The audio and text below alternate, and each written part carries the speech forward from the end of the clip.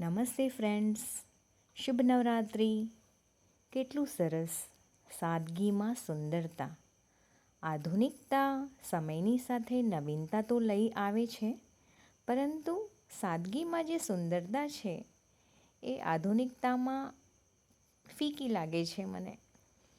ભક્તિમાં સાદગી અને સૌમ્યતા મનને આકર્ષિત કરે છે અને ભક્તિમાં લીન થવા માટે એકાગ્રતા પણ આપે છે.